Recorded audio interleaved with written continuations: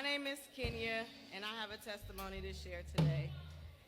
I usually write short poems and short stories to express myself, so today's testimony I put in a short story so others could understand the magnitude of this testimony for me. I'm a little nervous, so I'm trying to get through it. Okay, so today's testimony is called The Light Switch. Imagine sitting in a room just full of darkness. That's how I felt majority of my life.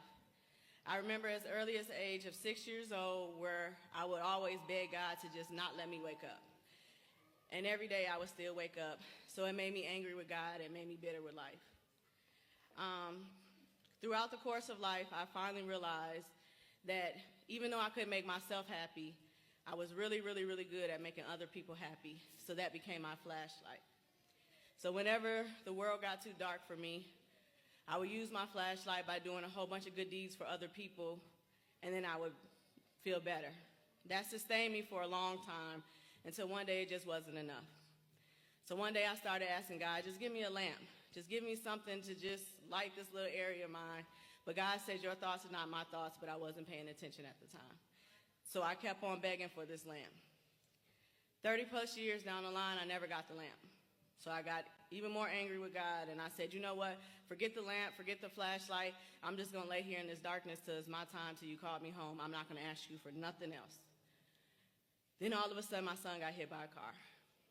And I had no time for foolish pride, so I had to go back to God, and I said, God, please save my son. And if you save my son, I won't complain about nothing else. And he did. He saved my son. So I stopped complaining. Thank you. Even though I stopped complaining, it doesn't mean that the darkness went away. The darkness was still there, and sometimes it would come even more heavy. About 2.5 weeks ago, the darkness started surrounding me again, and I wrote this poem. I always just felt useless. Well, truth is, I just could never find or establish my place, and lack of trying wasn't the case. It was like God would give me a small taste of purpose, fulfillment, and joy, then snatch it away like a toy. This always enraged me. But deep down, I knew I must rebuke the encouragement of the enemy to denounce God. Yet I'm walking through the valley, but I don't feel his staff or his rod. Let me take that back. See, I know it's several things he has protected me from. Depression just isn't one. And living just isn't fun.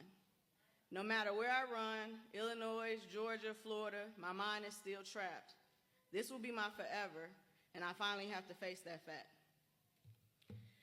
God said he'll leave you in the path of his righteousness for his name's sake, which he did, because before I could even waddle in that poem, Sister Lorraine texted me and said, hey, Sister Ruby's having a call, join the Zoom, we're talking about fatherhood.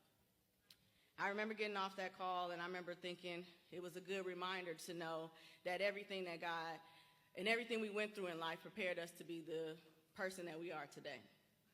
Sister Lorraine texted me again and said, hey, Pastor Kizzy's having a Bible study, join the Zoom. After I got off that Zoom call, I remember the most important thing that stood out to me is Pastor Kizzy said we have to check our heart to see why we're asking God for the things we're asking for.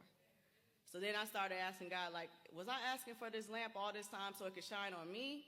Or was I asking for this lamp so I could truly just see? So then I started changing my prayer, and I asked God to change my heart posture. Right after that, Allie slid in and texted me and said, hey, it's youth conference Friday, come. So I was excited about it. Friday came, and I ain't gonna lie, after work I got into bed and I was like, I'll just catch him tomorrow. But you know who texted me? Sister Lorraine texted me. So I jumped up and I made it in here.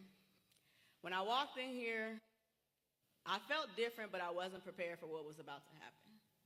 I remember the young lady was up here and she was like, if you want to rebuild your relationship with God, come to the altar. So I flew to the altar.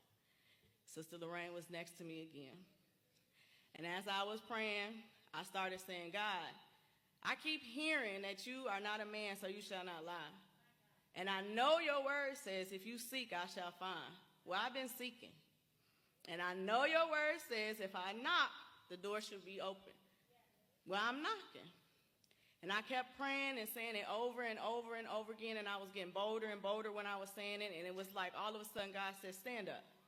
And I stood up. And he said, look around. So I just started looking around in this dark room, and I was feeling around and feeling around, and feeling on the walls. Then all of a sudden I felt it. It was a light switch. That light switch had been there the whole time, but I was focused on the wrong thing. I was focused on the flashlight, I was focused on the lamp, I was focused on the darkness itself. I never stopped to look around. My testimony today is that God is always there. He's always been there. And sometimes you just have to shift your focus. And after 45 years, I can finally say that my focus is on Him and I do not wake up in the darkness anymore. Thank you.